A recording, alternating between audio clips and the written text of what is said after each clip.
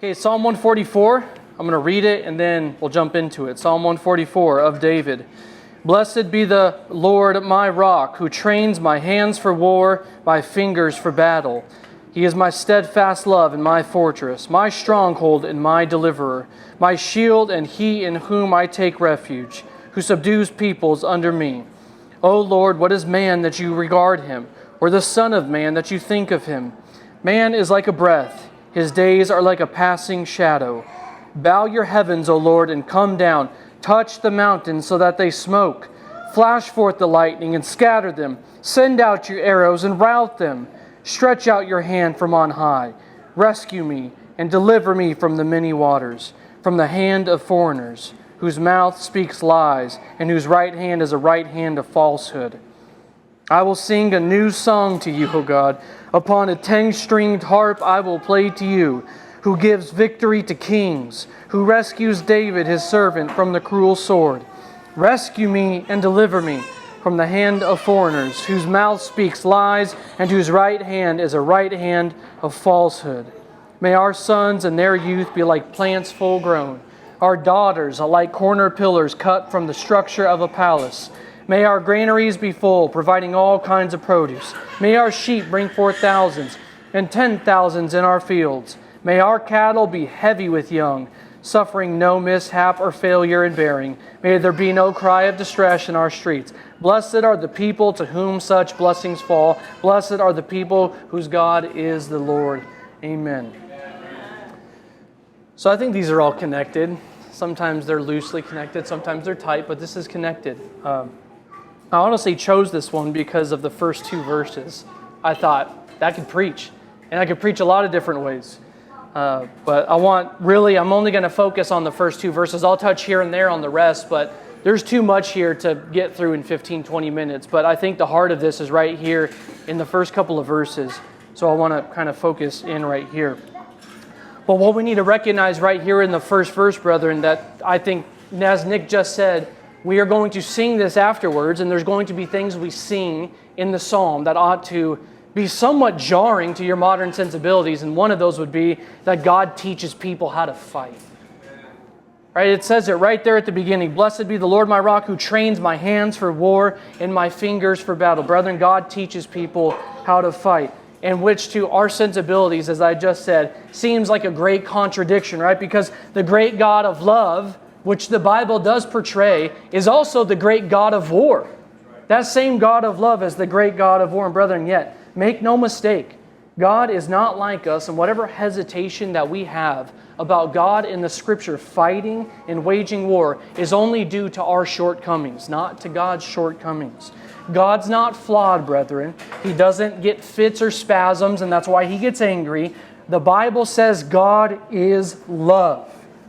Brethren, His throne, as the psalmist says, His throne is established on what? Justice and righteousness, and He rules in equity. So when God marches out in war, brethren, you can be sure truth follows in His train. God is not a liar or deceiver or false for going out and waging war. And in this psalm, you see that superscription right up there at the top of David. Now, I would really love to go into why that's placed right here, but I can't. But suffice it to say, it's here for a purpose. And I don't think there's anybody else who could utter the words that the psalmist does than David. David probably knows this better than anybody in the Old Testament, that God is a God of war, and that God trained His hands for war. Listen, brethren, David knew of Yahweh's love, I think, in a way that as you read the Old Testament stands out as a unique situation in the Old Testament. I know talking about this with Nick and going through Romans, about what Romans is about, is David he is unique. I mean, I know Abraham's the father of faith, but I feel like the essence of that faith is David.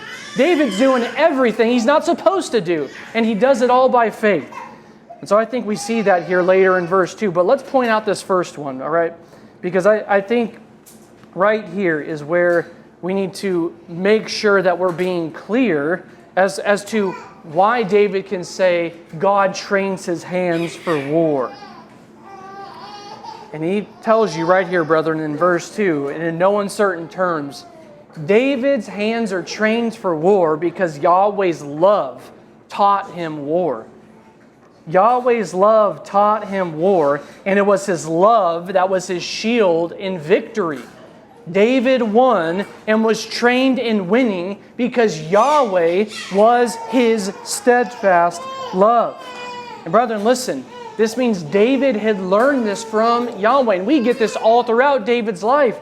David was a man of war, but he was a man of war because Yahweh taught him. Here is a section here from Samuel. When the words that David spoke were heard, they repeated before Saul, and they sent for him. David said to Saul, "Let no man's heart fail because of him. Your servant will go out and fight with this Philistine." And Saul responds back to him. He says, Saul said to David, "You're not able to go against this Philistine to fight with him. You are but a youth, and he has been a what? A man of war from his youth." But David said to Saul, and he answers him back here. He's kind of rebuking him in this charge right here. "Your servant used to keep sheep for his father. And when there came a lion or a bear and took a lamb from the flock, I went after him and struck him and delivered it out of his mouth. And if he arose against me, I caught him by his beard and struck and killed him. Your servant has struck down both lions and bears, and this uncircumcised Philistine shall be like one of them, for he has defied the armies of the living God." And then David responds with this. And David said, "The Lord who delivered me from the paw of the lion and from the paw of bear will deliver me from the hand of this Philistine." And it's enough of an answer that Saul turns to him and says, "Go, the Lord be with you." And you know what? How you can boil that instance down for David in his life, right here in his youth, right after he's anointed. Brethren, he doesn't have the ability to fight on behalf of God and for God and be trained by God only when he has the Spirit. David has been trained even in his youth. He answers back to him and says, "Oh, Goliath's been trained since his youth to be trained in war. So have I. I have done what," he says later in Psalm 8, that he's ruling over these beasts of the earth, these beasts of the field. He is this dominion taker, and he goes, "Yahweh's trained me up from my youth to be a warrior." And you know what? Saul goes, "Great, the Lord be with you," because he's been with you, apparently. But this wasn't just one thing for David. David didn't have one training lesson in this as a youth and then he gets put into this position. David is characterized as a man of war, not even in his youth, but his whole life is characterized by warfare. It says here in 1 Chronicles, "Then he called for Solomon his son," this is speaking of David, "called for Solomon his son and charged him to build a house for the Lord, the God of Israel. And David said to Solomon, 'My son, I had it in my heart to build a house to the name of the Lord my God. But the word of the Lord came to me saying,'" and here's what God says in response to David's desire. He says, "You have shed much blood and have waged great wars. You should not build a house to my name because you have shed so much blood before me on the earth. Behold, a son shall be born to you who shall be a man of rest, and I will give him rest from all his surrounding enemies." So, not only David in his youth has he learned how to fight and he's learned war from God himself, God tells him, "You can't do the thing that you desire. Though it be a good desire, I'll give you a son to do it because you have fought and waged war so much. You've shed so much blood." And brethren, we have to look at that and go, God is not condemning David here. He's not going, "Oh no, David, you disobeyed me all those times you went out and shed Amalekite blood or Jebusite blood or whatever it is." He's not rebuking him. And we need to be able to look at that and go, wow, God commended David by saying, "Your son will do it." And David went out and shed a whole lot of blood on behalf of God, and he did it rightly. Brethren, this same God who made war with David, who trained David up, is the same God back further in the Old Testament and the same one that we have here in the New Testament. You think of God who waged war against the earth, against Noah and against the earth when he sent mighty floodwaters. Have you ever paid attention to what, we always talk about how beautiful the rainbow is, and don't get me wrong, the rainbow is beautiful. And I always talk about it like this, like the Grand Canyon. The Grand Canyon's beautiful, but it got there out of a very unbeautiful way. These floodwaters carved out this canyon, a part of God's judgment. Brethren, the same thing with that bow you see in the sky. Brethren, it's no cute princess rainbow. It is a war bow hanging in the sky as a reminder to you that God is not going to come and destroy all the earth again. This is in Genesis 9. And God said, this, he's speaking of the rainbow in the sky. This is the sign of the covenant that I make between me and you and every living creature that is with you for all future generations. I have set my bow in the cloud, and it shall be a sign of the covenant between me and the earth. When I bring clouds over the earth and the bow is seen in the clouds, I will remember my covenant that's between me and you and every living creature of all flesh, and the waters shall never again become a flood to destroy all the earth. And brethren, you get that same language in the Psalms. I think it's there in Psalm 7. David is speaking of God, and he says, you know what you do, Yahweh? You ready your bow for war. You make your arrows sharp and ready to pierce the wicked and to sink them through. Brethren, God has a war bow, and David often calls upon God to fight on his behalf. He is a God of war. David has learned from the Old Testament and in his own life, God trains his hands for war.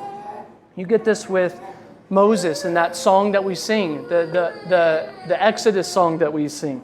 The Lord is a man of war. The Lord is his name. Pharaoh's chariots and his host, who cast it into the sea, brethren? God cast it into the sea. And his chosen officers, they were sunk in the Red Sea by who? They were sunk by Yahweh. God threw them into the sea. The floods covered them. They went down into the depths like a stone. God shot his war bow, brethren. The waters came upon the Egyptians, and you could just picture God was like a character. He had bent his bow and shot an arrow right through the heart of Pharaoh and his army. That's what he did when he covered them. It says, your right hand, O Lord, glorious in power. Your right hand, O Lord, who's responsible for this? Shatters the enemy. So, brethren, we need to remember. We need to remember this truth. This is a hard truth, but this also is a good truth. David is recounting it here, and he says, blessed be Yahweh. That God ought to be blessed because he trains my hands for war. Brother, we need to remember that what God does in warfare is not some fit of rage, and it's not because God doesn't get what he wants. God is jealous for his name. God is jealous for the world to be his, for the nations to come up to his. So when God wages warfare, brethren, he is waging conquest. He is going out and scattering his enemies. He is planting his people so that they would flourish. And this is the thing that compels a conquest right here. And this is what David grounds us in here in verse 2. David is the great knower of this verse right here. Yes, he knows verse 1. God, you trained my hands for war. But he knows verse 2 like nobody else in the Old Testament. David says of Yahweh that the one who trained his hands for war, brethren, is the one who is his steadfast love. Now, we hear that word all the time in the Psalms. Yahweh, your steadfast love upholds me. Your steadfast love is a nourishment to me. Steadfast love is always kind of pictured as this thing that actually moves. It's like personified. Lord, your love, it's like it moves and has its way. It comforts me. It does all this thing for me. And this right here, though, when he says, your steadfast love, he says, he is my steadfast love. He's not pointing to something God has promised through the covenant, coming through Moses. He is looking at God and saying, God, you are my steadfast love. And brother, that thing ought to floor us. And I'll give you one commentary. This is how he puts it. This statement right here knows no other statement in the entirety of the Old Testament. This is how one person put it. David makes a bold and original declaration here in verse 2. Commentator goes on to say, I know of no other place in the Old Testament where someone speaks of Yahweh this way. Yahweh doesn't just promise steadfast love, nor has David merely experienced the steadfast love of God through the covenant. Yahweh himself has now become David's steadfast love. This is the means by which he has learned war from God. God is his steadfast love. Brother, I don't even know how to put that more into any other words to explain that to you. David in the Old Testament says he is. God himself is my steadfast love. That is where he grounds his hands being trained for war in. And I only know of one other verse that echoes that in the entirety of the Bible, brother, and it's in the New Testament. 1 John 4. We love because he first loved us. Yahweh became our steadfast love in Jesus Christ. That's how we love. That's how we've learned how to love. That's how we have been able to give love to others and to express love to other people. Because Yahweh himself not only loved us, brethren, he became love for us. He is our source of love. He is it. And this is important to think because this gives us two things that we can look at with how David says, trains my hands for war, my fingers for battle. He's my steadfast love, my fortress, my stronghold, deliverer, my shield, in whom I take refuge, who subdues peoples under me.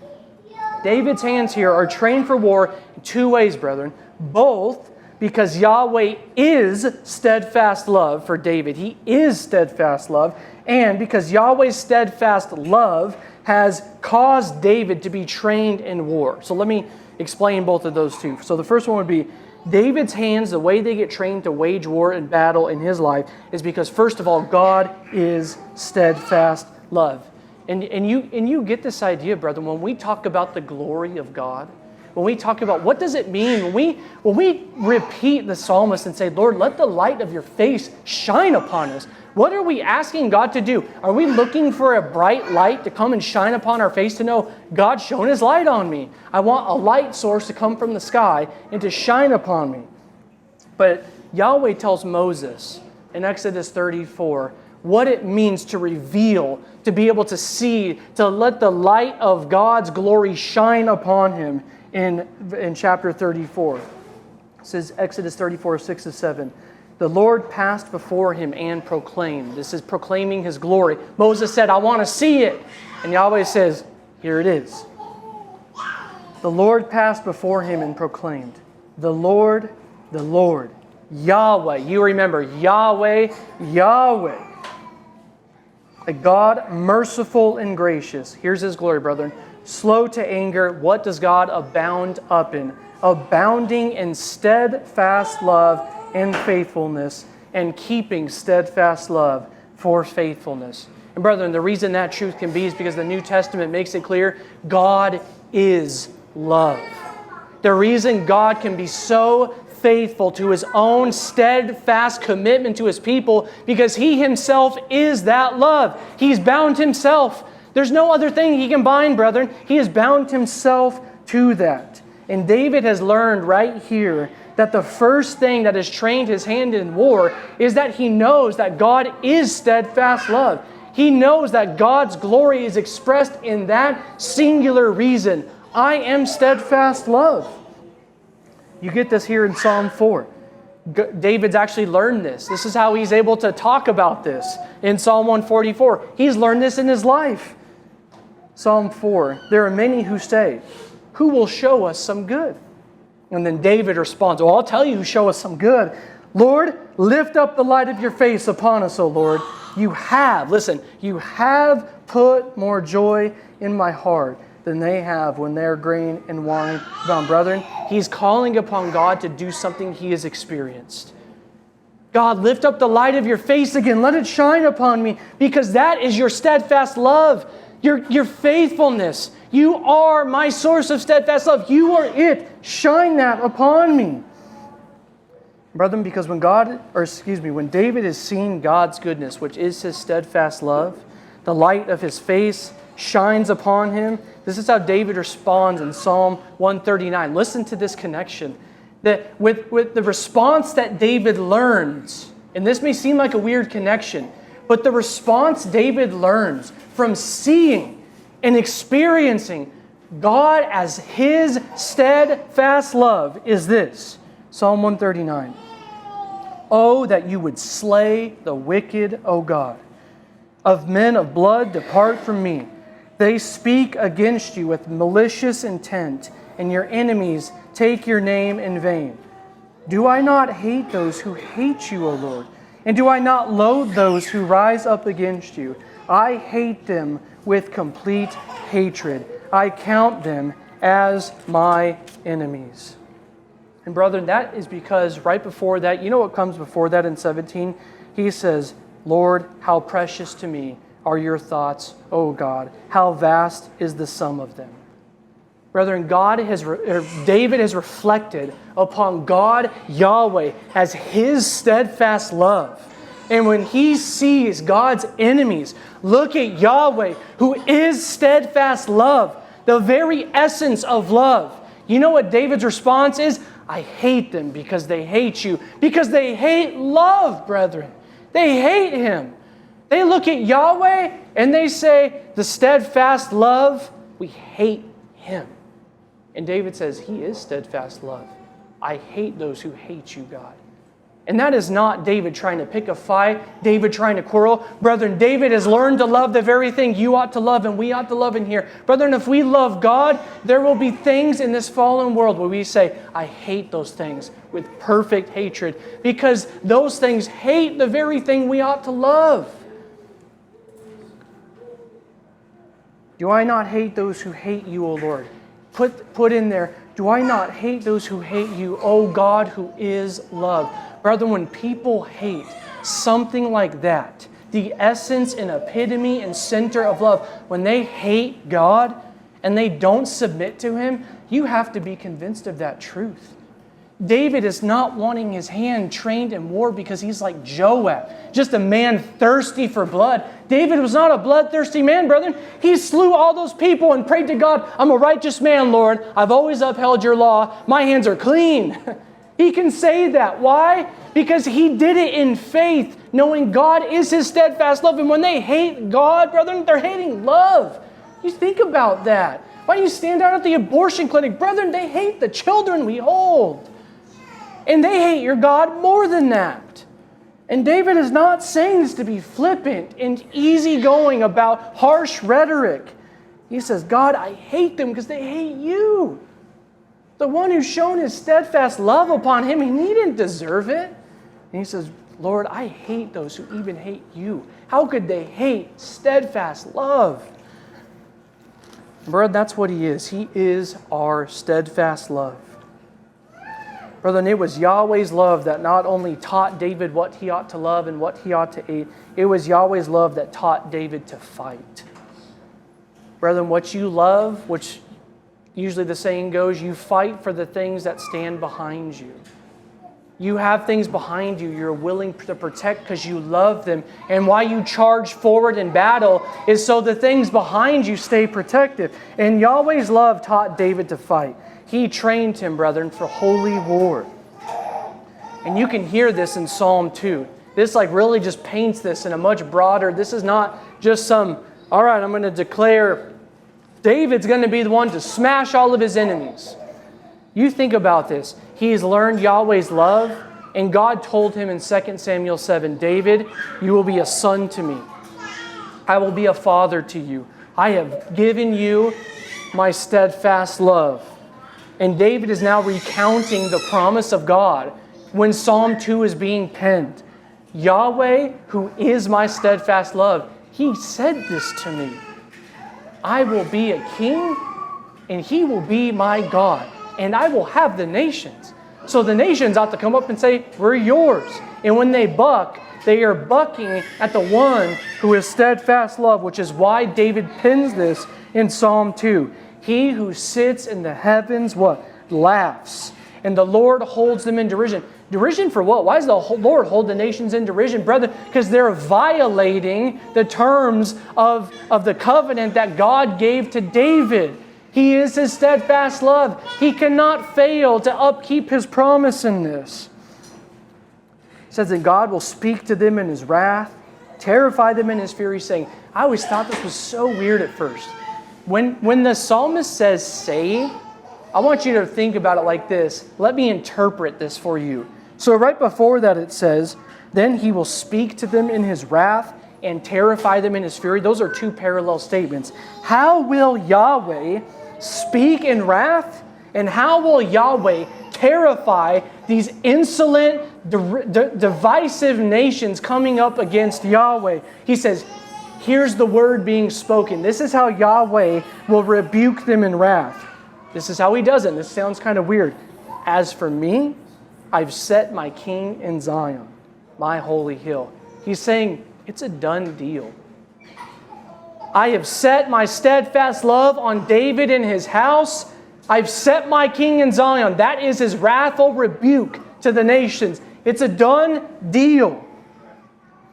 And then David comes in because the quotation ends. Now David comes in and says, I'll tell you what the king told me. I'll tell you about his steadfast love toward me. The Lord, Yahweh, said to me, this is David. Obviously, Jesus Christ sits in this as the center. But David is saying, the Lord said to me, you are my son. Today I have begotten you. Ask of me, and I will make the nations your heritage, the ends of earth your possession. And then here's what Yahweh told David. You shall. Who's going to do how is God's wrath going to pour out? God's judgment and his taking care of his enemies. It's going to be through David.